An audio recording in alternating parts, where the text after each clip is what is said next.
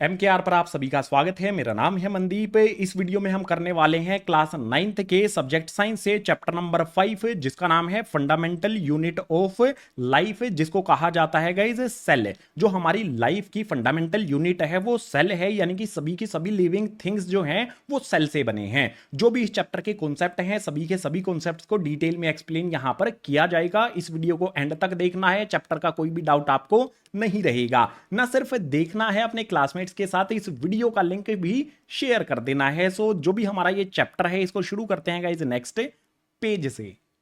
Chapter का हमारा नाम है फंडामेंटल यूनिट ऑफ लाइफ, जिसको हम सेल कहते हैं। भाई सेल की खोज कैसे हुई थी, सबसे पहले चैप्टर में हमें यही दिया गया है, इसी चीज को हमें समझना है। तो यहां पर दिया है इन 1665 है। 1665 में एक साइंटिस्ट थे रॉबर्ट हुक, वो एग्जामिन करते हैं slice of cork through microscope है। स्लाइस ऑफ कॉर्क यानी कि जो पेड़ की छाल होती है ना, वो उसको माइक्रोस्कोप से देखते हैं। ठीक है, ये माइक्रोस्कोप है। यहां पर उसने पेड़ की छाल को रखा रॉबर्ट हुक ने। उसके बाद जब देखा तो वो किस तरह की दिखाई देती है, जैसा यहां पर आपको ये हनी कॉम्ब यानी कि मधुमक्खी का जो छत्ता होता है ना, जूम करने पर वो कुछ इस तरह का दिखाई दे रहा था। तो यहां पर जो ऑब्जर्वेशन उन्होंने ली वो क्या थी, it look like honeycomb consisting of many compartment. उन्होंने देखा कि हनीकॉम्ब की तरह ये डिजाइन है, इसमें कई कई छोटे छोटे इस तरह से कंपार्टमेंट, छोटे छोटे कमरे से बने होते हैं। ये थी कॉर्क स्लाइस, यानी कि पेड़ की छाल को इन्होंने माइक्रोस्कोप से देखा तो उनको इस तरह की वो दिखाई दी। जो भी इसमें छोटे छोटे कमरे थे उन्होंने इन कमरों को नाम दे दिया गया इसे सेल। ठीक है, उन्होंने इस कमरों को नाम दिया सेल, और इसी सेल को क्या कहा गया, अ लिटिल रूम, यानी कि एक छोटा सा कमरा कहा गया। ठीक है, जो भी हमारी चीजें होती हैं living things, plants living things हैं, एनिमल लिविंग थिंग्स हैं, आप और मैं जो ह्यूमंस हैं वो भी लिविंग थिंग्स हैं। सभी के सभी लिविंग थिंग्स इन्हीं सेल्स यानी कि इन छोटे छोटे कमरों से ही बने हैं। इसके बाद यहां पर दिया गया है all living things are composed of cells. जितने भी लिविंग थिंग्स हैं सभी के सभी इन्हीं सेल्स से बने हैं। It is the basic unit of life है, ये लाइफ की बहुत बेसिक यूनिट है। हमने चैप्टर में अभी तक सिर्फ हिस्ट्री जानी है कि भाई स्लाइस ऑफ कॉर्क से कैसे इस रिसर्च की शुरुआत होती है। अब थोड़ा सा इसको और डिटेल में लेकर जाएंगे। डिटेल में लेकर जाने के लिए हम क्या करते हैं भाई, सेल ऑफ एन ओनियन पील। हमारे पास जो प्याज होते हैं घर में, इसकी पतली सी झिल्ली उतार लेनी है। उस झिल्ली को इस तरह से जो ग्लास की स्लाइड होती है उस ग्लास की स्लाइड पर रखना है और उसको माइक्रोस्कोप से देखना है। जब उसको माइक्रोस्कोप से देखेंगे तो कुछ इस तरह की हमें वो दिखाई देती है। बहुत जूम करने पर ये इस तरह की दिखाई देती है। इसमें आप यहां पर देख सकते हो कुछ डार्क स्पॉट आपको दिखाई देंगे। ठीक है, ये डार्क स्पॉट जो है ना, इनको कहा जाता है गाइज न्यूक्लियस। यहां पर मैं लिख देता हूं, ये क्या है, हमारे न्यूक्लियस। आप ध्यान से देखोगे तो जो भी हमारा हर एक सेल है यहां पर, जो भी आपको यहां पर दिखाई दे रहा है ना, ये वाला, ठीक है, ये एक सेल है। इस तरह से इसमें बड़े बड़े सेल्स हैं। जो हमारा ओनियन है वो भी किससे बना है भाई, सेल्स से ही वो बना है। ओनियन हमारा प्लांट होता है, तो प्लांट लिविंग थिंग होता है। जो भी लिविंग थिंग्स हैं सभी की सभी चीजें यहां पर बने हैं किससे, इन सेल्स से। यहां पर मैंने आपको बता दिया है, ओनियन पील को जब माइक्रोस्कोप से देखेंगे तो इस तरह के आपको सेल दिखाई देते हैं। और इन सेल के अंदर जो डार्क वाला पार्ट होता है जो मैंने आपको यहां पर शो किया है, इसको न्यूक्लियस कहा जाता है। ठीक है, तो जो भी हमारी कॉर्क स्लाइस यानी कि पेड़ की छाल थी, ओनियन यानी कि प्याज का जो झिल्ली थी, उसको हमने देखा। सभी की चीजें किससे बनी है, सेल से ही बनी है। इसी तरह से जो हमारी और आपकी बॉडी है, इसमें भी अलग अलग तरह के बहुत सारे सेल्स होते हैं। किस किस तरह के होते हैं, तो यहां पर इस वाले पेज पर हम समझ लेते हैं various cell in human body.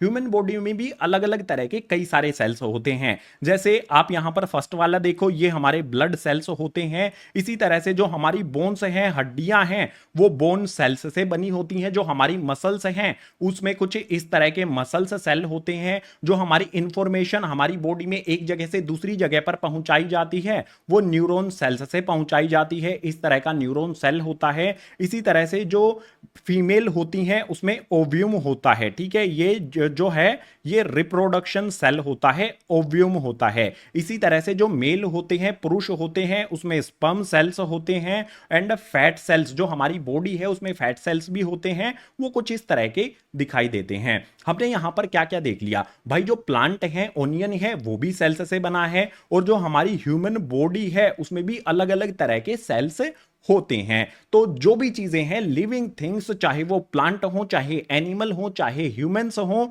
सभी के सभी किससे बने हैं? सेल से बने हैं। ये बात यहां पर क्लियर हो जाती है। अब जो भी ऑर्गेनिजम्स होते हैं, चाहे प्लांट, एनिमल या फिर ह्यूमंस, उनमें कितने कितने सेल्स होते हैं, इस बेसिस पर जो ऑर्गेनिजम्स हैं उनको क्लासिफाई किया जाता है। कितने पार्ट्स में क्लासिफाई किया जाता है इस वाले पेज पर समझ लो। Type of organisms on basis of number of cells है, किसी ऑर्गेनिज्म में कितने नंबर ऑफ सेल्स हैं इसके हिसाब से ऑर्गेनिजम्स को डिवाइड किया गया है। दो पार्ट्स में डिवाइड किया गया है। पहले को कहेंगे यूनिसेल्युलर ऑर्गेनिज्म। यूनि का मतलब होता है गाइज वन, यानी कि एक सेल से बनने वाले ऑर्गेनिज्म। ऐसा भी होता है क्या एक सेल से ही ऑर्गेनिज्म बन जाए? बिल्कुल होता है मेरे भाई। तो यूनिसेल्युलर ऑर्गेनिज्म क्या होते हैं इसके बारे में हमें दिया है, it is a single celled organism. भाई जो भी यूनिसेल्युलर ऑर्गेनिज्म है ये सिंगल सेल से बना होता है। All function perform by single cell and its life span is short. जो भी एक सेल वाला ऑर्गेनिज्म होता है उसको कहा जाता है यूनिसेल्युलर ऑर्गेनिज्म। और जो भी इसका फंक्शन होता है, जो भी पूरी बॉडी होती है उसमें सिर्फ एक ही सेल होता है, यूनिसेल्युलर ऑर्गेनिज्म वो हो गया। जो भी काम होते हैं जो उस ऑर्गेनिज्म के, वो सारे के सारे काम सिर्फ एक सेल से ही किए जाते हैं। और जो इसका लाइफ स्पैन है, यानी कि उसकी लाइफ है, जो जिंदगी है उसकी, वो बहुत शॉर्ट यानी कि छोटी होती है। ठीक है, इन बातों का आपने ध्यान रखना है। अब यूनिसेल्युलर ऑर्गेनिज्म कौन से होते हैं, एग्जाम्पल भी तो देना होगा ना। सो एग्जाम्पल में हमारे पास है अमीबा, बैक्टीरिया, पैरामीशियम। जो भी अमीबा है ये एक सेल का ही होता है, बैक्टीरिया भी एक सेल से ही बना होता है, पैरामीशियम जो है वो भी एक सेल से ही बने होते हैं। मैंने आपको 3 एग्जाम्पल दे दिए हैं ऐसे ऑर्गेनिजम्स के जो एक ही सेल से बने होते हैं। अब बात करते हैं दूसरे टाइप के ऑर्गेनिजम्स की, जैसे कि आप हो, मैं हूं। हम एक सेल से नहीं, हम कई सारे अलग अलग सेल्स से बने हैं, लाखों सेल्स से हमारी बॉडी बनती है। तो ऐसे ऑर्गेनिज्म को कहा जाता है multi cellular organisms. Multi cellular organisms के बारे में दिया है, it consist large number of cells है। इसमें भाई बहुत सारे नंबर ऑफ सेल्स होते हैं, यानी कि बहुत सारे लाखों करोड़ों सेल्स होते हैं। Different cells perform different functions and its life span is long.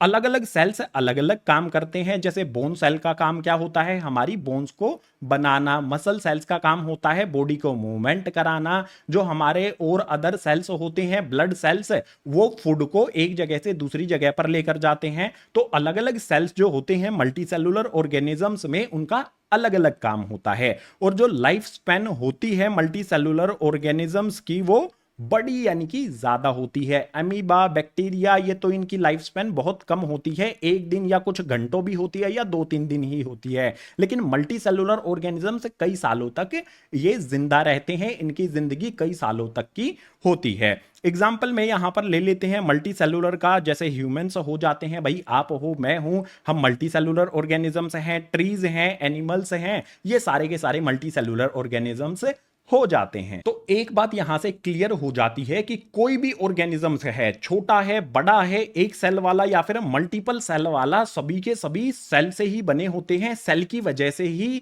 Life possible है। अब जो हमारा ये सेल है ये किस चीज से बना है ये भी तो हमें समझना होगा। इसको समझने के लिए हमारे कॉन्सेप्ट की शुरुआत करते हैं गाइज नेक्स्ट पेज से।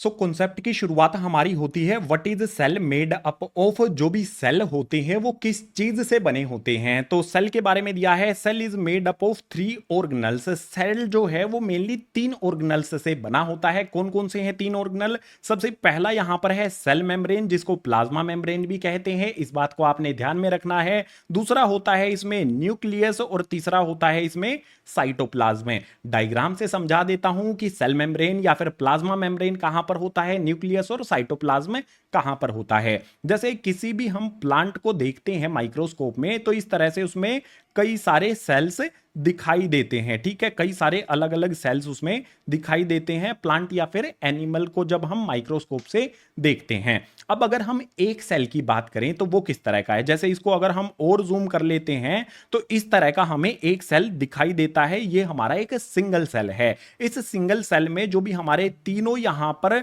ऑर्गेनल्स हैं ये कहां पर होंगे। सबसे पहले बात करते हैं सेल मेम्ब्रेन की। जो भी हमारा ये सेल मेम्ब्रेन है ना, ये बाहर की एक झिल्ली होती है, बाहर की एक परत होती है। जैसे बाहर की तरफ आपको ये दिख रही है येलो कलर की जो लाइन आपको दिख रही है, ये क्या है गाइस, ये सेल मेम्ब्रेन है। इसको हम प्लाज्मा मेम्ब्रेन भी कह सकते हैं। तो डायग्राम में आपको पता होना चाहिए कि भाई सेल मेम्ब्रेन या फिर प्लाज्मा मेम्ब्रेन कहां पर होती है। दूसरे पॉइंट की बात करते हैं न्यूक्लियस की। भाई न्यूक्लियस तो मैंने वैसे पीछे वाले पेजेस पर भी आपको बताया है, लेकिन डायग्राम में डिटेल में बता देता हूं। जो भी न्यूक्लियस है ना, आप यहां पर भी देखो, इसमें आपको जो भी ये डार्क स्पॉट दिखाई दे रहे हैं, बिंदु से दिखाई दे रहे हैं, ये सारे के सारे हर एक सेल के न्यूक्लियस होते हैं और एक सेल में एक ही न्यूक्लियस होता है। जैसे एक सेल को यहां पर देखो, इसके अंदर जो डार्क वाला स्पॉट आपको सेंटर में दिखाई दे रहा है, ये हमारा हो जाएगा न्यूक्लियस है, ठीक है। इस तरह से हम लाइन लगा देंगे, ये हमारा न्यूक्लियस हो गया। अब बात करते हैं साइटोप्लाज्म की। भाई जो भी यहां पर बाहर वाली लेयर है और न्यूक्लियस है, इसके बीच में जो यहां पर ये पार्ट बचता है, सेल मेम्ब्रेन और न्यूक्लियस के अलावा जो यहां पर पार्ट बच रहा है, जिसको मैंने शेड किया है, खाली पार्ट, इसमें लिक्विड होता है और ये लिक्विड पार्ट को ही कहा जाता है गाइज साइटोप्लाज्म है। तो जो भी सेल हो, चाहे एनिमल सेल हो, चाहे प्लांट सेल हो, चाहे कोई भी ह्यूमन सेल हो, उसमें ये तीन चीजें आपको देखने को मिलने वाली ही हैं, ठीक है। सेल मेम्ब्रेन भी होगा हर एक सेल में, न्यूक्लियस भी होगा और साइटोप्लाज्म भी होगा। अब जो भी हमारे ये तीनों कंपोनेंट हैं एक सेल के, इनको एक एक करके हमें डिटेल में समझना पड़ेगा। सबसे पहले शुरुआत करेंगे सेल मेम्ब्रेन यानी कि प्लाज्मा मेम्ब्रेन से। इसको डिटेल में समझने के लिए मूव कर लिया है हमने यहां पर नेक्स्ट पेज पर। सेल का हमारा सबसे पहला कंपोनेंट सेल मेम्ब्रेन, जिसको प्लाज्मा मेम्ब्रेन भी कहते हैं, ये बाहर की एक परत होती है, बाहर की एक झिल्ली होती है हर एक सेल में। इसके बारे में हमें कुछ पॉइंट्स दिए गए हैं, एक एक करके इनको समझ लेते हैं। सबसे पहला पॉइंट यहां पर है, it is boundary of each cell which separate cytoplasm from surrounding से। ये बाहर एक बाउंड्री की तरह कार्य करती है, बाउंड्री होती है जो साइटोप्लाज्म और सराउंडिंग से यानी कि सेल को अलग करती है बाहर के वातावरण से, ठीक है। ये आउटर वॉल कह सकते हैं हम इसको, बाहर की ये दीवार होती है, बाहर की ये झिल्ली होती है। इसके बाद नेक्स्ट पॉइंट में दिया है present in both animal and plant cell. चाहे प्लांट सेल हो चाहे एनिमल सेल हो, ये दोनों के अंदर होते ही है। जो भी हमारी सेल मेम्ब्रेन है, प्लाज्मा मेम्ब्रेन है, दोनों सेल्स के अंदर ये होती है। आगे यहां पर है it is made up of protein. ये किससे बनी होती है भाई, ये प्रोटीन्स से बनी होती है। नेक्स्ट है it is selectively permeable, it allow some mineral in and out है। जो भी ये मेम्ब्रेन होती है, इसमें कुछ चीजें अंदर जा सकती हैं, कुछ चीजें बाहर आ सकती हैं। ऐसा नहीं होता है कि सभी चीजें अंदर इसके चली जाएं और सभी चीजें इसके मतलब बाहर भी निकल जाएं। सेलेक्टिवली प्रीमिएबल होती है, यानी कि सेलेक्टेड चीजों को ही ये अंदर या फिर बाहर आने देती है। अब कौन कौन सी चीजें हैं जो अंदर जा सकती हैं, कौन सी बाहर आ सकती हैं, किस तरह से जाती हैं, किस तरह से आती हैं, आगे डिटेल में इन सब चीजों को भी हमें समझना है। अभी के लिए सिर्फ इतना समझो कि सेलेक्टिवली ये प्रीमिएबल होती है, सेलेक्टेड चीजों को ही अंदर या फिर बाहर आने का रास्ता देती है। आगे यहां पर दिया है it is flexible and can be folded, broken and reunited. जो भी ये बाहर की प्लाज्मा मेम्ब्रेन है, ये फ्लेक्सिबल होती है, यानी कि इजीली ये मुड़ सकती है। इसको फोल्ड भी किया जा सकता है, मतलब ये अपने आप फोल्ड भी हो जाती है। ब्रोकन यानी कि ये टूट भी सकती है और रीयूनाइटेड यानी कि अपने आप ये रिपेयर भी हो सकती है। कुछ डिटेल्स हमने यहां पर प्लाज्मा मेम्ब्रेन की पॉइंट टू पॉइंट समझ ली हैं। अभी प्लाज्मा मेम्ब्रेन से रिलेटेड हमारे कुछ पॉइंट्स और भी बचते हैं, उसके लिए हम आ गए हैं नेक्स्ट पेज पर। जो भी प्लाज्मा मेम्ब्रेन है, ये क्या है, सेलेक्टिवली प्रीमिएबल होती है, यानी कि सेलेक्टेड चीजों को अंदर जाने देती है और सेलेक्टेड चीजों को ही अंदर से बाहर आने देती है। अब जो भी चीजों की मूवमेंटम है, मटेरियल की मूवमेंट है, वो किस तरह से होती है उसके बारे में यहां पर है। Momentum through plasma membrane. Plasma membrane के थ्रू कोई चीज अंदर कैसे जाएगी और कोई चीज ऑस्मोसिस बाहर कैसे आएगी? दो तरीकों से ये होता है। पहला होता है इसमें डिफ्यूजन, दूसरा होता है ओस्मोसिस है। जो हमारा पहला वाला पॉइंट है और दूसरा वाला पॉइंट है डिफ्यूजन और ओस्मोसिस, दोनों को समझ लेते हैं भाई। डिफ्यूजन के बारे में यहां पर दिया है, it is movement of a substance from high concentration to low concentration. मान लो बाहर जो है ना कंसंट्रेशन हाई है, कंसंट्रेशन ज्यादा है, और सेल के अंदर का कंसंट्रेशन कम है, ठीक है, सेल के अंदर का कंसंट्रेशन कम है, तो मूवमेंट क्या होगी? हाई कंसंट्रेशन से लो कंसंट्रेशन की तरफ होगी, यानी कि बाहर ज्यादा है अंदर कम है, तो मूवमेंट बाहर से अंदर की तरफ होगी। और किस किस चीज की मूवमेंट होती है डिफ्यूजन के इस मेथड से? तो यहां पर दिया है oxygen and carbon dioxide can move by diffusion. जो भी हमारी प्लाज्मा मेम्ब्रेन होती है, डिफ्यूजन वाले मेथड से ऑक्सीजन इसके अंदर जा सकती है, कार्बन डाइऑक्साइड भी इसके अंदर जा सकती है, ऑक्सीजन इससे बाहर आ सकती है और कार्बन डाइऑक्साइड भी इसके बाहर आ सकती है। यानी कि प्लाज्मा मेम्ब्रेन में डिफ्यूजन मेथड से ऑक्सीजन अंदर या फिर बाहर आ जा सकती है, कार्बन डाइऑक्साइड भी अंदर या फिर बाहर आ जा सकती है। और कब जाएगी, कहां से कहां? कंसंट्रेशन, ज्यादा कंसंट्रेशन से कम कंसंट्रेशन की तरफ वो मूव करती है। इसके बाद बात करेंगे गाइस ओस्मोसिस की। भाई ओस्मोसिस में दिया है the movement of water molecule through plasma membrane called osmosis. जो भी ये प्लाज्मा मेम्ब्रेन होती है, बाहरी झिल्ली होती है, इसके थ्रू वाटर की मूवमेंट होती है। ये पानी को भी अंदर या फिर बाहर जाने देती है। और पानी को भी कब, मतलब किसी सेल को पानी की जरूरत है तो वो पानी को अंदर जाने देती है, किसी सेल में पानी ज्यादा हो गया है तो वो पानी को बाहर जाने का रास्ता दे देती है, ठीक है। अब यहां पर एक पॉइंट हमें दिया गया है, water move in and out by osmosis. जो भी ओस्मोसिस वाला मेथड होता है, ओस्मोसिस से क्या होगा? पानी सेल के अंदर भी जा सकता है और वहां से बाहर भी आ सकता है। सो इस तरह से मूवमेंट होती है प्लाज्मा मेम्ब्रेन के थ्रू ऑक्सीजन और जो भी हमारी कार्बन डाइऑक्साइड है डिफ्यूजन मेथड से, और वाटर की मूवमेंट होती है ओस्मोसिस मेथड से, ठीक है। ध्यान रखना है, यहां से क्वेश्चन एग्जाम में कई बार बनता रहा है। प्लाज्मा मेम्ब्रेन के थ्रू ओस्मोसिस से वाटर एंटर कर सकता है और बाहर आ सकता है। डिफ्यूजन से कार्बन डाइऑक्साइड और जो ऑक्सीजन है वो सेल के अंदर और बाहर मूव कर सकती है। अब अगर हमारे पास कोई सेल है, उसको हम किसी सॉल्यूशन में डाल दे तो सेल पर क्या अफेक्ट होगा, ये चीज भी हमें समझनी पड़ेगी। प्लाज्मा मेम्ब्रेन के थ्रू पानी अंदर जाएगा, बाहर आएगा, किस तरह के सॉल्यूशन में क्या होगा? तीन तरह के सॉल्यूशन मेनली हमें समझने हैं। ये तीन सॉल्यूशन से रिलेटेड एग्जाम में क्वेश्चन कई बार आया है, आगे भी आएगा, तो ध्यान से समझ लेना, काफी इंपॉर्टेंट है। सो यहां पर हमारा कॉन्सेप्ट है put sell in water solution of sugar and salt. हमारे पास एक सेल है भाई, इसके अलावा शुगर एंड सोल्ट का सॉल्यूशन है, यानी कि शुगर और सोल्ट को वाटर में मिक्स करके सॉल्यूशन तैयार कर लिया गया है। अब जो सेल है, उस सेल को हम इस शुगर सोल्ट सॉल्यूशन में जब डालेंगे तो सेल फूल जाएगा, सिकुड़ जाएगा, या फिर सेम साइज का रहेगा, ये समझो। हमारे तीन सॉल्यूशन में पहला सॉल्यूशन है हाइपरटोनिक सॉल्यूशन। हाइपरटोनिक सॉल्यूशन में कंडीशन क्या है? Concentration of solution outside the cell is less than inside the cell. जो भी हमारा यहां पर हाइपरटोनिक सॉल्यूशन है, मान लो हमारे पास ये एक सेल है, हाइपरटोनिक सॉल्यूशन में क्या होगा? जो कंसंट्रेशन होगा वो बाहर की तरफ कम होगा, ठीक है। कंसंट्रेशन बाहर कम है, सेल के अंदर ज्यादा है, तो हाई कंसंट्रेशन से लो कंसंट्रेशन की तरफ मूवमेंट होती है वाटर की। तो पानी क्या करेगा भाई? सेल के अंदर से बाहर निकल जाएगा। और इस वाली कंडीशन में अगर पानी अंदर से बाहर आ गया है तो due to this cell lose water and shrink. जो सेल है वो वाटर लूज करेगा और श्रिंक हो जाएगा, यानी कि सिकुड़ जाएगा। तो एक बात ध्यान रखो, अगर हमारे पास हाइपरटोनिक सॉल्यूशन है, उसमें हम सेल को डाल देते हैं तो सेल सिकुड़ जाता है। इस बात का आपने ध्यान रखना है, एग्जाम में क्वेश्चन यहां से बनते हैं मेरे भाई। अब आगे आ जाते हैं second type of solution, isotonic solution की बात करते हैं। आइसोटोनिक सॉल्यूशन में कंडीशन क्या है? Equal concentration outside and inside the cell, due to this cell gain equal amount of water which is लूज्ड।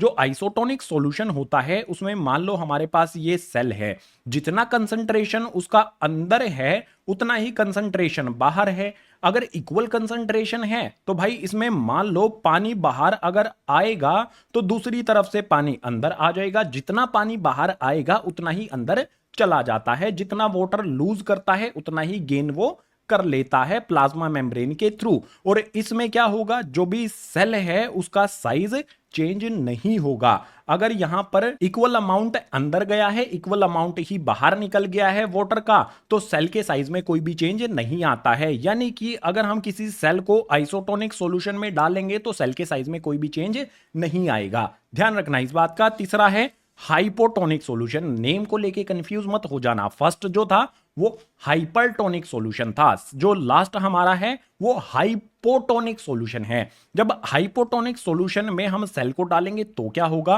Concentration of solution outside the cell is more than inside due to the cell gain water and swell up. हमारे पास यहां पर ये cell है भाई, concentration बाहर की तरफ ज्यादा है, अंदर की तरफ कंसंट्रेशन कम है।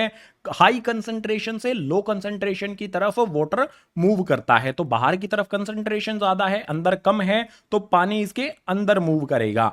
पानी अंदर मूव करेगा तो सेल क्या हो जाएगा, स्वेल अप, यानी कि सेल जो है वो फूल जाएगा, सेल बड़ा हो जाएगा। ठीक है, इस बात का आपने ध्यान रखना है कि स्वेल अप है। अगर किसी सेल को हाइपोटोनिक सॉल्यूशन में डालेंगे तो वो सेल फूल जाता है, स्वेल हो जाता है। और अगर किसी सेल को हम हाइपरटोनिक सॉल्यूशन में डालते हैं तो वाटर लूज करता है और सेल सिकुड़ जाता है, श्रिंक हो जाता है। तो यही चीजें थी हमारी 3 सॉल्यूशन से रिलेटेड कि वाटर कब लूज होगा, सेल की कंडीशन क्या होगी, सेल स्वेल करेगा या फिर श्रिंक करेगा। तीनों चीजें हमने समझ ली हैं। तीनों तरह के सॉल्यूशन को आपने मेमोराइज कर लेना है। जो हमारा प्लाज्मा मेम्ब्रेन वाला कॉन्सेप्ट समझ रहे थे हमारा, वो कंप्लीट हो जाता है। अब प्लाज्मा मेम्ब्रेन से बाहर की तरफ क्या होता है ये भी हमें एक चीज समझनी पड़ेगी। एक छोटा सा कॉन्सेप्ट आता है। सो आ गए हैं उसके लिए हम नेक्स्ट पेज पर। जो हमारा छोटा सा कॉन्सेप्ट है वो है सेल वॉल। अब क्या होती है भाई सेल वॉल, डायग्राम से तो मैं एक्सप्लेन करूंगा ही, उसके बारे में कुछ चीजें यहां पर दी गई हैं वो समझो। पहला पॉइंट है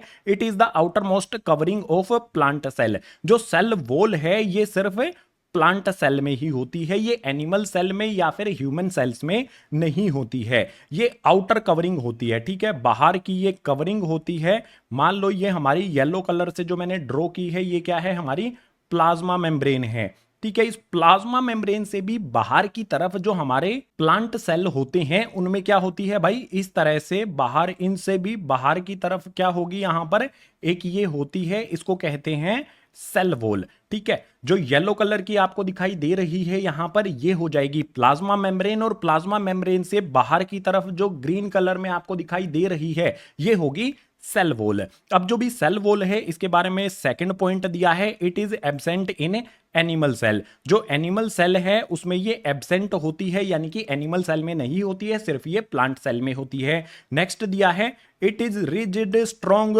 porous and non living structure. ये काफी इंपॉर्टेंट पॉइंट है भाई। जो भी हमारी ये सेल वॉल है ये कठोर होती है, काफी मजबूत होती है। पोरस यानी कि इसमें से कोई भी चीज अंदर जा सकती है और कोई भी चीज बाहर आ सकती है, छोटे छोटे इसमें छिद्र होते हैं। और ये नॉन लिविंग स्ट्रक्चर होता है, ये इंपॉर्टेंट पॉइंट है, याद रखना। जो सेल वॉल है ये नॉन लिविंग पार्ट होता है किसी भी सेल का। इसके बाद लास्ट पॉइंट है it is made up of cellulose.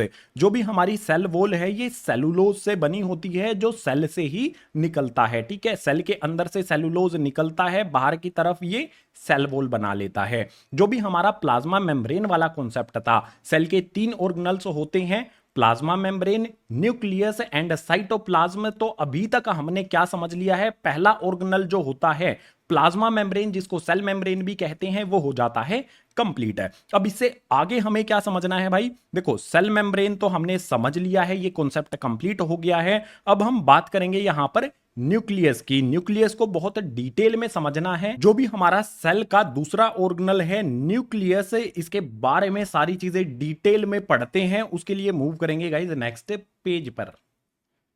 Cell का हमारा दूसरा ऑर्गेनल आ जाता है guys nucleus. Point two point सारी चीजों को समझ लेते हैं। सेल के अंदर न्यूक्लियस कहां पर होता है भाई, जो अंदर की तरफ ये डार्क ग्रीन पार्ट आपको दिखाई दे रहा है ना, यही होता है न्यूक्लियस। डायग्राम में मैंने आपको बता दिया था। अब इसके सबसे पहले पॉइंट में दिया है headquarter of the cell. Nucleus को सेल का हेडक्वार्टर भी कहा जाता है। एग्जाम में पूछा जाता है क्वेश्चन की हेडक्वार्टर ऑफ सेल किसको कहा जाता है, आपने आंसर कर देना है न्यूक्लियस को। 1 नंबर आपको इजीली मिल जाएगा। आगे आ जाता है यहां पर it direct and control the cellular activities है। जो भी हमारा सेल है उसके अंदर जो भी एक्टिविटीज होती हैं उनको सेलुलर एक्टिविटीज कहा जाता है। जो भी कार्य होते हैं वो सेलुलर एक्टिविटीज होती हैं। उसको कंट्रोल कौन करता है भाई? उसको कंट्रोल करने का काम होता है न्यूक्लियस का। ठीक है, कोई भी एक्टिविटी होगी अंदर, कोई भी काम होगा, सारी चीजों को कंट्रोल करता है न्यूक्लियस है। इसके बाद नेक्स्ट यहां पर दिया है in eukaryotic cells a well defined nucleus is present while in prokaryotic cells a well defined nucleus is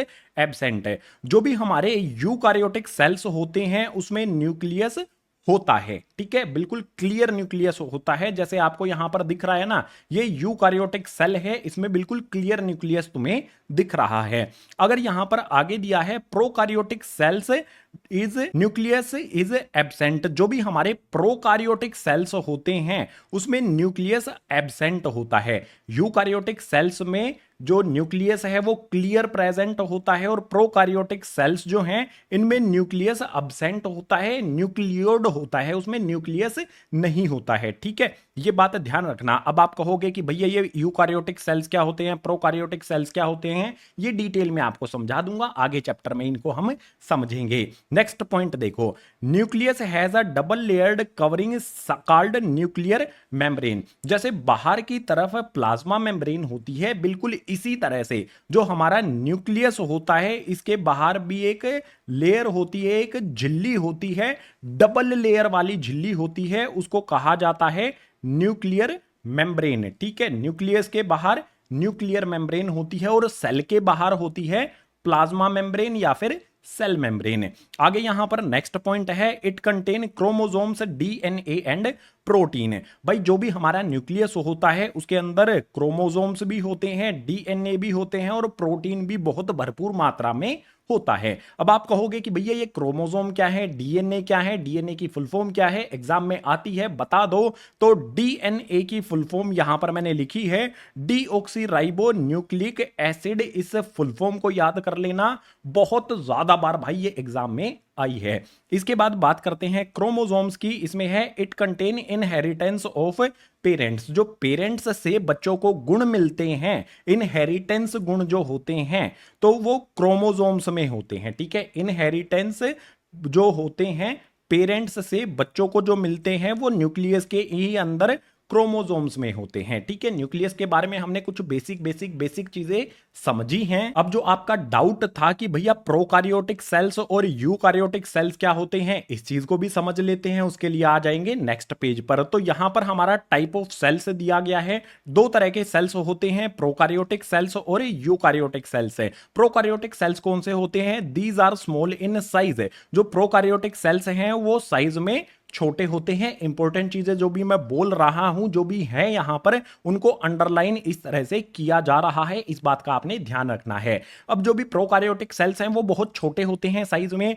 nucleus is absent, उनमें भाई न्यूक्लियस एब्सेंट होता है, न्यूक्लियस होता ही नहीं है। सिंगल क्रोमोसोम प्रेजेंट है, और जो भी हमारे प्रोकार्योटिक सेल्स हैं उसमें सिंगल क्रोमोसोम होता है। एग्जाम्पल ले लेते हैं भाई, कौन से ऐसे प्रोकार्योटिक सेल्स होते हैं। तो एग्जाम्पल में है बैक्टीरिया। बैक्टीरिया जो है वो सिंगल सेल से बना होता है, और बैक्टीरिया कौन सा सेल होता है? Prokaryotic cell. बहुत सिंपल है, प्रोकार्योटिक सेल साइज में छोटे होते हैं, न्यूक्लियस एब्सेंट होता है और सिंगल क्रोमोसोम ही उसमें होते हैं। एग्जाम्पल हो गया इसका बैक्टीरिया। बात करेंगे यूकार्योटिक सेल की। यूकार्योटिक सेल में क्या है? Large in size. जो भी साइज है यूकार्योटिक सेल का वो लार्ज यानी कि बड़ा होता है।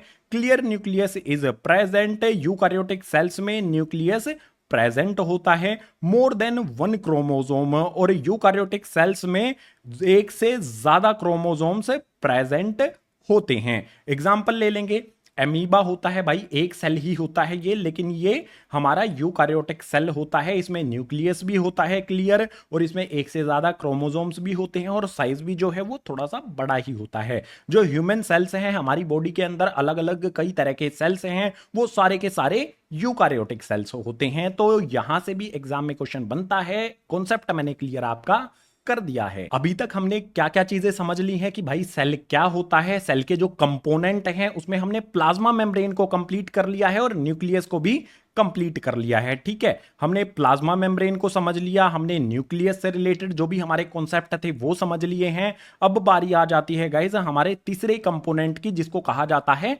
साइटोप्लाज्म। जो भी हमारा यहां पर सेल आपको दिखाई दे रहा है, इस सेल में साइटोप्लाज्म कहां पर होता है ये मैंने आपको डायग्राम में बता दिया था ना। ठीक है, तो देखो यहां पर हमारा ये है साइटोप्लाज्म, जो यहां पर झिल्ली है और न्यूक्लियस है, इसके बीच वाला पार्ट है, ये साइटोप्लाज्म होता है। अब साइटोप्लाज्म एग्जैक्टली है क्या, इस चीज के बारे में यहां पर दिया है। साइटोप्लाज्म वाला कॉन्सेप्ट हम शुरू कर रहे हैं। तो यहां पर है the liquid part of cell in which the other organelles float is called cytoplasm. जो हमारा साइटोप्लाज्म है, न्यूक्लियस और जो हमारी आउटर मेम्ब्रेन होती है प्लाज्मा मेम्ब्रेन, उसके बीच वाला पार्ट ये लिक्विड पार्ट होता है। ठीक है, ये लिक्विड पार्ट होता है और इस लिक्विड पार्ट में, इसी लिक्विड पार्ट को साइटोप्लाज्म कहा जाता है। इसी में जो हमारे सेल की ऑर्गेनल्स होती हैं, ऑर्गेनल्स इसमें फ्लोट करती हैं, इसमें तैरती रहती हैं। अब यहां पर इसमें कुछ पॉइंट दिए गए हैं। सबसे पहला पॉइंट है साइटोसोल, दूसरा है सेल ऑर्गेनल्स। साइटोप्लाज्म में दो चीजें होती हैं भाई, पहली चीज होती है साइटोसोल, दूसरी चीज होती है सेल ऑर्गेनल्स। साइटोसोल क्या होता है, द एक्वस कंपोनेंट, जो लिक्विड पार्ट होता है ना यहां पर, वो लिक्विड पार्ट है, उसी को साइटोसोल कहा जाता है। उसके बाद सेल ऑर्गेनल्स की बात की गई है। इसी लिक्विड पार्ट में, साइटोसोल में सेल ऑर्गेनल्स होती है। These are organs of cell which work to keep cell alive. जो सेल ऑर्गेनल्स होती हैं वो ऑर्गन्स होते हैं, जैसे हमारी बॉडी में लीवर होता है, ठीक है, हार्ट होता है, ऑर्गन्स होते हैं। इसी तरह से हर एक सेल में ऑर्गन्स होते हैं, जिनको सेल ऑर्गेनल्स कहा जाता है। ये काम करती हैं सेल को अलाइव यानी कि सेल को जिंदा रखने का। अब आप कहोगे कि भैया कौन कौन से ऑर्गन्स होते हैं सेल के अंदर, तो एक एक करके उनको डिटेल में समझेंगे। उसके लिए मूव करेंगे गाइस नेक्स्ट पेज पर। यहां पर हमें समझना है कि भाई सेल ऑर्गेनल्स क्या होते हैं। तो यहां पर साइटोप्लाज्म के जो भी सेल ऑर्गेनल्स हमें समझने हैं वो सारे को लिस्ट यहां पर कर दिया गया है। सबसे पहले इसमें है एंडोप्लाज्मिक रेटिकुलम, यहां पर है Golgi apparatus, lysosomes, mitochondria, plastids और वैक्यूल्स। ये सेल ऑर्गेनल्स हैं, इनको हमें पढ़ना है, अच्छी तरह से समझना है। अब जो आपके सामने यहां पर है ये क्या है भाई, प्लांट सेल है। ये हमारे पास प्लांट सेल का डायग्राम है। इस प्लांट सेल में जो भी हमारे ये सेल ऑर्गेनल्स हैं ये कहां कहां पर प्रेजेंट होते हैं, इस चीज को समझो। सभी को मैं यहां पर लगा देता हूं निशान। जो भी हमारा ये प्लांट सेल है इसकी नेमिंग मैंने कर दी है, समझा देता हूं कौन कौन से हमारे जो सेल ऑर्गेनल्स हैं प्लांट सेल में कहां पर होते हैं। सबसे पहले बात करते हैं गाइस न्यूक्लियस से, इसकी शुरुआत करते हैं। न्यूक्लियस आपको पता है ना, ये येलो कलर का जो है सेंटर में होता है, ये न्यूक्लियस होता है। न्यूक्लियस के बाहर आपको जो ग्रीन कलर की लाइन से दिखाई दे रही है, ग्रीन कलर का स्ट्रक्चर दिखाई दे रहा है,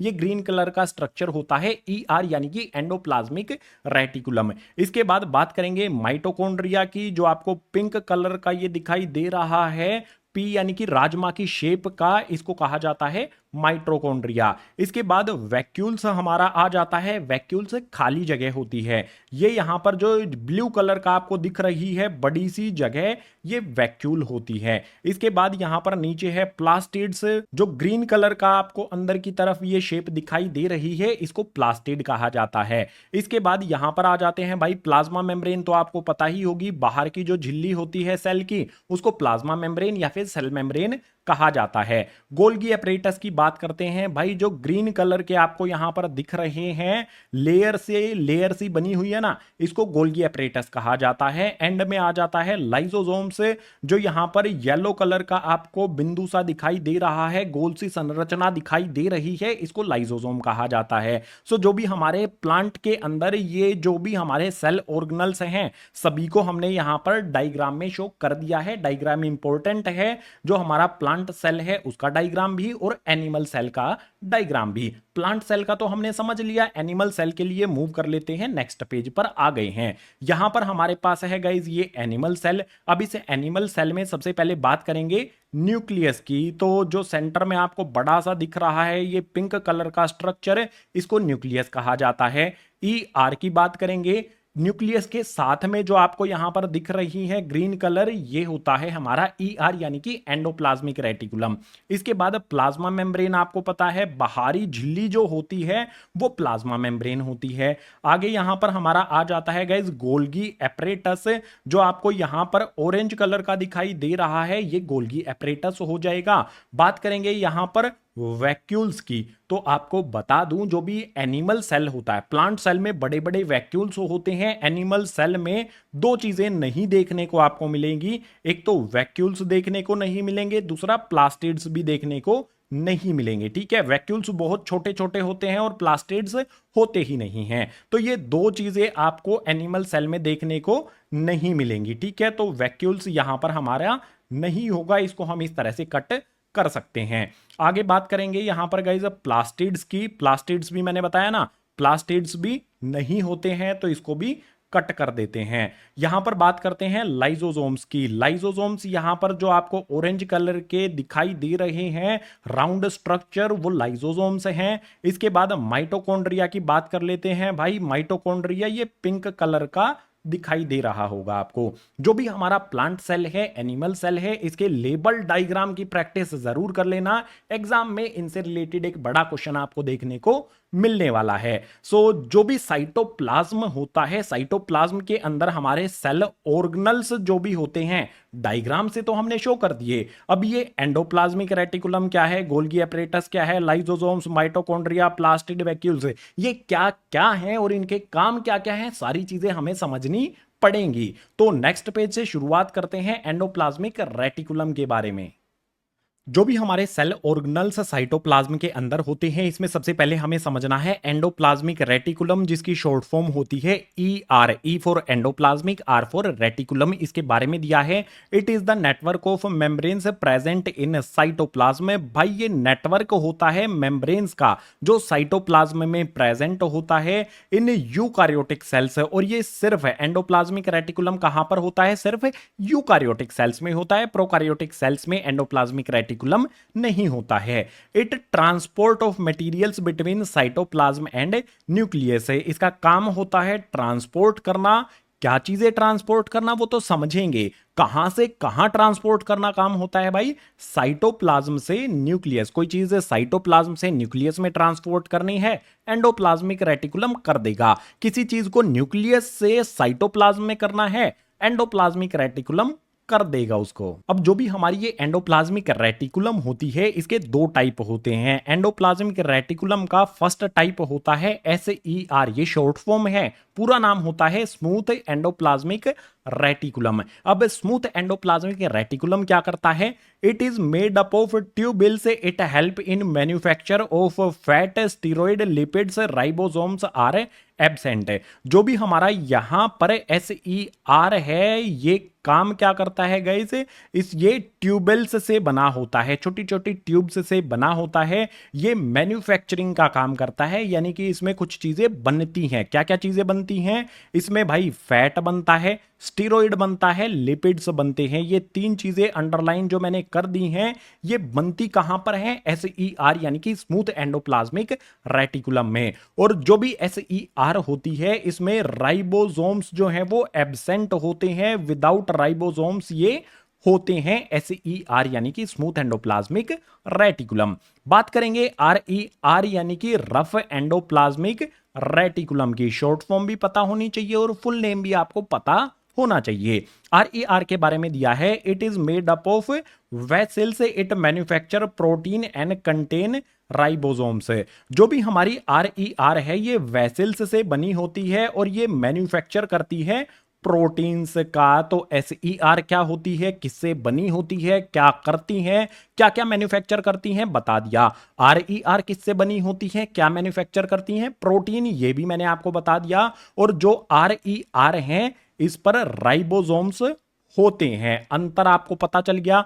SER यानी कि स्मूथ एंडोप्लाज्मिक रेटिकुलम में राइबोसोम्स नहीं होते हैं, RER यानी कि रफ एंडोप्लाज्मिक रेटिकुलम में राइबोसोम्स होते हैं। एंडोप्लाज्मिक रेटिकुलम के कुछ बेसिक चीजें हमने समझी, यही बेसिक चीजें हमारे सिलेबस में है, इससे ज्यादा आपको कुछ एंडोप्लाज्मिक रेटिकुलम के बारे में नहीं समझना। अब जो हमारा सेकंड सेल ऑर्गेनल है, कौन सा है भाई, गोल्जी एपरेटस, इसके बारे में समझ लेते हैं भाई। गोल्जी एपरेटस डायग्राम में देखो ये रहा भाई, ठीक है, ये गोल्जी एपरेटस है। अब ये करता क्या है, ये होता क्या है, इसके बारे में दिया है। It is a system of tubules and membranes bound vesicles arranged parallel to each other in stacks called systems.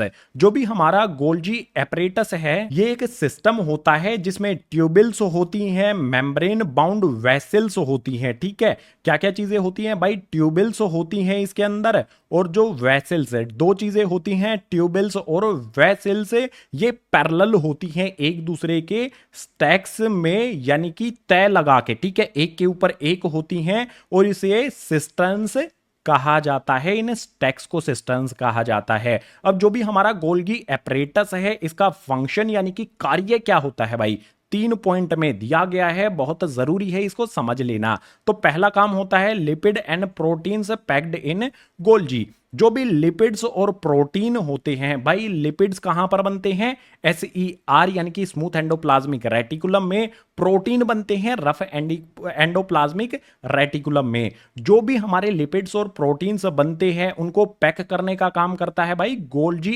Apparatus, ठीक है। इसका काम पैकिंग होता है, एक तो लिपिड्स और प्रोटीन की पैकिंग करना, सेकंड है transport material inside and outside the cell. भाई पैकिंग के अलावा इसका काम होता है भाई ट्रांसपोर्ट करना। क्या ट्रांसपोर्ट करना, जो भी चीज ये पैक करते हैं उसको ट्रांसपोर्ट भी ये कर सकते हैं इनसाइड एंड आउटसाइड सेल, यानी कि सेल से बाहर भेजने का काम और सेल के बाहर से अंदर लेने का काम भी गोल्जी एपरेटस का ही होता है। इसके बाद थर्ड दिया है it help in formation of cell wall. अब जो भी हमारी सेल वॉल बनती है, आपको पता है ना, सेल वॉल सिर्फ प्लांट सेल्स में होती है। सेल वॉल को बनाने में हेल्प करने का काम कौन करता है भाई, यही गोल्जी एपरेटस करता है, ठीक है।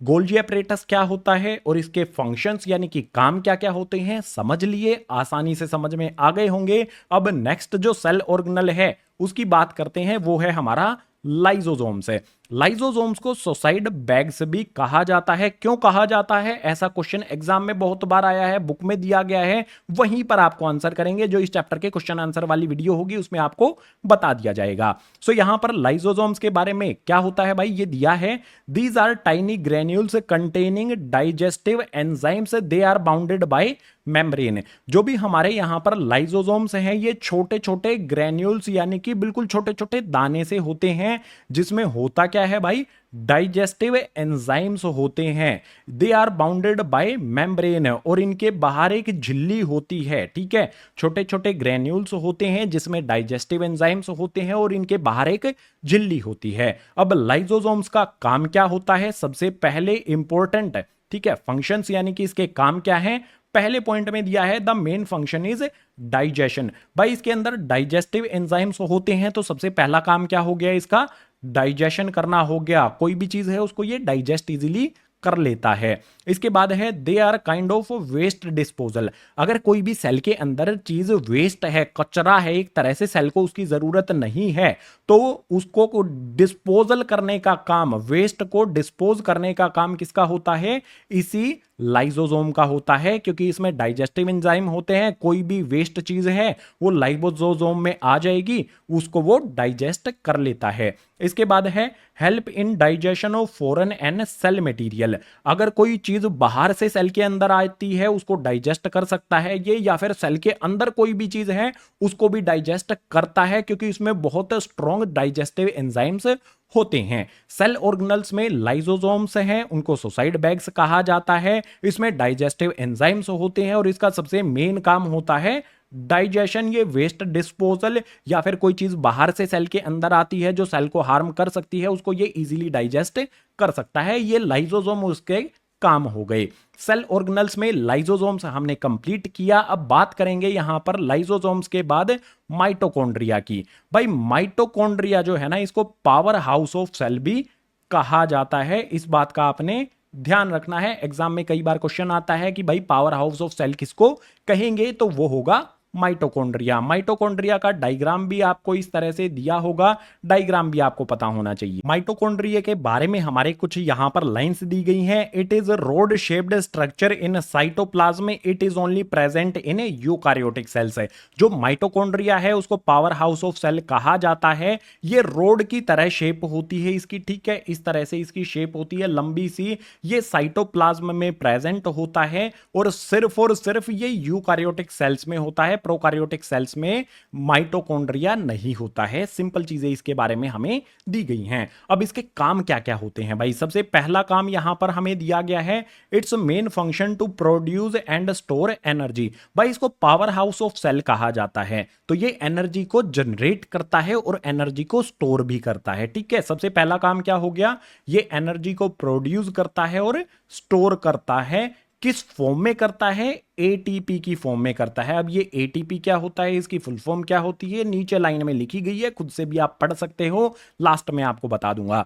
जो माइटोकॉन्ड्रिया है वो एनर्जी बनाता है और एनर्जी को स्टोर करता है एटीपी की फॉर्म में। सेकंड पॉइंट है, it have their own DNA and ribosomes.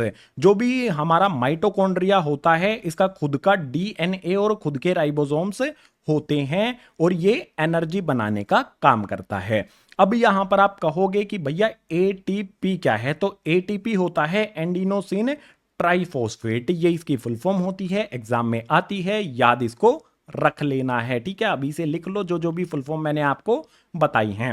Mitochondria के बारे में इससे अलग कुछ भी नहीं है, डायग्राम आपको देख लेना है जो यहां पर आपको दिखाई दे रहे हैं, ठीक है। ये आपको डॉट जैसे दिखाई दे रहे हैं ना, ये होते हैं गाइज राइबोसोम्स, ठीक है। ये आपको जो दिखाई दे रहे हैं ये राइबोसोम्स होते हैं और इसमें डीएनए भी होता है, ठीक है। इस तरह से होता है जैसे आपको यहां पर दिख रहा है, ये एक धागे जैसी संरचना जो दिख रही है, स्ट्रक्चर जो दिख रहा है, ये होते हैं डीएनए, ठीक है। सो माइटोकॉन्ड्रिया भी हमने कंप्लीट कर लिया। अब नेक्स्ट किसकी बारी आएगी भाई? प्लास्टिड्स की आएगी। और मैंने क्या बताया था, प्लास्टिड सिर्फ प्लांट सेल्स में होते हैं, एनिमल सेल में प्लास्टिड्स नहीं होते हैं। अब क्या है ये प्लास्टिड्स, इसके बारे में है, these are found in cells of plants and algae. जो प्लांट सेल्स होते हैं और एल्गेई होते हैं उसके अंदर ये प्लास्टिड्स होते हैं, ये ग्रीन कलर के दिखाई देते हैं। अब इनका काम क्या होता है, जैसे आप यहां पर देखो डायग्राम में जो ग्रीन कलर का आपको ये दिखाई दे रहे हैं, ये प्लास्टिड्स हैं।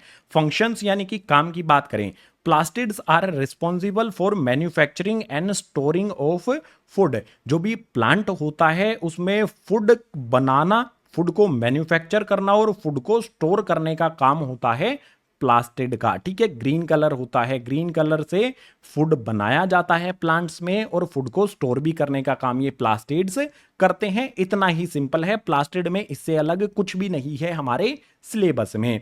बात करेंगे नेक्स्ट यहां पर गाइज वैक्यूल्स की। जो वैक्यूल्स हैं ये भी किस में होते हैं? प्लांट सेल में ही होते हैं। एनिमल सेल में वैक्यूल्स होते भी होंगे तो बहुत छोटे होते हैं। सो यहां पर वैक्यूल्स के बारे में हमें दिया है, these are membrane bound region which contain water, amino acid, sugar acid and proteins. है जो भी हमारे यहां पर वैक्यूल्स होते हैं ये मेम्ब्रेन बाउंड रीजन होते हैं। वैक्यूल्स बड़ा सा होता है, जैसे यहां पर आप देखो डायग्राम में ये आपको जो ब्लू वाला पार्ट दिखाई दे रहा है ये वैक्यूल्स है। प्लांट सेल में बहुत बड़े बड़े वैक्यूल्स होते हैं और इन वैक्यूल्स में क्या क्या चीजें होती हैं भाई? इसमें हमारा वाटर होता है, बहुत सारा एमिनो एसिड होता है, शुगर होता है और भी अलग अलग तरह के एसिड्स होते हैं और साथ ही इसमें प्रोटीन्स भी होते हैं। एक तरह से ये स्टोरेज का काम करता है जिसमें बहुत सारी क्वांटिटी में पानी और ये amino acid, sugar acids and protein से रहते हैं। इसके बाद दिया है vacuoles are small in animal cells and very large in plant cells. है स्मॉल होते हैं एनिमल सेल्स में और लार्ज होते हैं प्लांट सेल्स में, ठीक है। एनिमल सेल में बहुत छोटा साइज इनका होता है और प्लांट सेल्स में आप देख सकते हो क्लियरली ये इतना बड़ा सा आपको दिख रहा है। इसके बाद इसके फंक्शंस की बात करते हैं, काम क्या होता है वैक्यूल्स का? तो फंक्शंस में दिया है storage of materials like water, amino acid, sugar acid and proteins. जो ऊपर बताया गया था इसका काम स्टोरेज का होता है। मटेरियल्स को ये स्टोर करता है। कौन कौन से मटेरियल को? ये आपको मैंने कई बार बता दिया है, पानी, एमिनो एसिड, शुगर और अदर एसिड्स एंड प्रोटीन्स को, इनको स्टोरेज करने का काम वैक्यूल्स का होगा। जो भी हमारे सेल ऑर्गेनल्स साइटोप्लाज्म के अंदर थे सभी को हमने समझ लिया ना एक एक करके। हमने शुरुआत करी थी एंडोप्लाज्मिक रेटिकुलम से, हमने वैक्यूल्स पर आकर कंप्लीट कर दिया है। तो सेल ऑर्गेनल्स हो जाते हैं हमारे कंप्लीट। अब चैप्टर का हमारा लास्ट कॉन्सेप्ट जो है उसको देखते हैं। हमारा ये कॉन्सेप्ट आ जाता है, बिल्कुल लास्ट कॉन्सेप्ट है, थोड़ी सी देर और लगेगी इसको एक्सप्लेन करने में। तो लास्ट कॉन्सेप्ट है हमारा सेल डिवीजन। भाई एक सेल है वो ब्रेक होके दो सेल में कन्वर्ट हो जाता है, इस तरह से बहुत सारे सेल्स बनते रहते हैं। अब सेल डिवीजन इस प्रोसेस को कहा जाता है। क्या होता है? New cells are formed to grow replace old cells. नए सेल फॉर्म होते हैं, बड़े होते हैं, ग्रो करते हैं और रिप्लेस कर देते हैं पुराने सेल्स को। अब ये सेल डिवीजन होता कैसे है? दो प्रोसेस होते हैं। पहला प्रोसेस है मेटोसिस। मेटोसिस प्रोसेस में क्या होता है? The process of division of cell for growth is called mitosis. जो सेल का डिवीजन ग्रोथ के लिए होता है, किसके लिए होता है भाई? ग्रोथ के लिए होता है, वो मेटोसिस वाले मेथड से होता है। इस मेथड में क्या होगा? In this mother cell divides into two daughter cell. एक मदर सेल होता है वो डिवाइड हो जाता है दो डॉटर सेल्स में। किस तरह से होता है यहां पर आप देख सकते हो। देखो हमारे पास यहां पर ये है मदर सेल, लिख देता हूं मैं। ये हमारे पास है यहां पर मदर सेल। मदर सेल क्या होगा? ठीक है, इस तरह से धीरे धीरे अपनी चीजों को ये डिवाइड करेगा और बीच में से यहां पर अलग हो जाएगा और इस तरह से ये दो सेल इसके बन जाते हैं। इस तरह से जब ग्रोथ करनी होती है तो मदर सेल दो डॉटर सेल्स में बिखर जाता है, टूट जाता है। ठीक है, ये क्या है? D4 डॉटर सेल्स हैं। मदर सेल से दो डॉटर सेल्स बन जाते हैं और ये धीरे धीरे करके ग्रो कर जाते हैं, उसी साइज के हो जाते हैं जिस साइज का मदर सेल होता है। ठीक है, बिल्कुल सिंपल। दूसरा प्रोसेस होता है सेल डिवीजन का गाइस, मियोसिस। मियोसिस को ध्यान से समझना भाई। इसमें है it is process in which a single cell divides twice to form 4 daughter cells है। मियोसिस प्रोसेस में क्या होता है? एक सिंगल सेल जो है ना वो दो बार डिवाइड होता है, 4 डॉटर सेल्स यहां पर बनते हैं। देखो हमारे पास यहां पर सबसे पहला वाला स्टेप है, यहां पर इसमें हमारे पास सिर्फ एक सेल है। ये एक सेल हमारा डिवाइड होता है सेकंड वाले फेज में। यहां पर ये सेकंड फेज है। सेकंड वाले फेज में जो भी हमारा पहला सेल है वो डिवाइड हो जाता है दो डॉटर सेल्स में। उसके बाद जो ये दो डॉटर सेल्स हैं फर्दर आगे डिवाइड हो जाते हैं थर्ड फेज में। क्या होता है भाई? टोटल जो हमारा एक सेल था वो कितने सेल्स में यहां पर डिवाइड हो गया? 1 2 3 4। तो जो भी हमारा एक सिंगल सेल है वो दो बार डिवाइड होता है 4 डॉटर सेल्स में। ठीक है, एक सेल हमारा था उससे हमारे कितने बन गए? यहां पर 4 डॉटर सेल्स बन जाते हैं। These cells are gametes, sperm in males and egg in females. ये जो मियोसिस वाला प्रोसेस है ये कब होता है? जब नया ऑर्गेनिज्म बनता है। गेमेट्स यानी कि जो स्पर्म होता है मेल में और एग होता है फीमेल में, ये उस प्रोसेस के दौरान होता है। सो सेल डिवीजन के साथ जो हमारा चैप्टर का लास्ट कॉन्सेप्ट था वो हमने कर लिया है कंप्लीट। उम्मीद करूंगा चैप्टर के सभी कॉन्सेप्ट आपको समझ आए होंगे। अगर सभी कॉन्सेप्ट समझ आए हैं तो इस वीडियो को लाइक करना है, अपने क्लासमेट्स के साथ इस वीडियो को शेयर करना है और जितने भी नए स्टूडेंट आते हैं चैनल को सब्सक्राइब कर लेना है, क्योंकि क्लास 9 से रिलेटेड जो भी हमारी साइंस बुक है उसका पूरा सिलेबस हम आपको कवर करा देंगे। सभी चैप्टर्स के लिंक आपको डिस्क्रिप्शन बॉक्स में मिल जाएंगे। सभी को देख लेना है, अच्छी तरह से समझ लेना है, एग्जाम में अच्छा परफॉर्म कर देना है। सभी वीडियोज को देख के नोट्स बना लेने हैं और इस वीडियो को अपने क्लासमेट के साथ शेयर जरूर कर देना है। सो इस वीडियो में इतना ही। मिलूंगा आपसे इसी तरह के नेक्स्ट एजुकेशनल वीडियो में।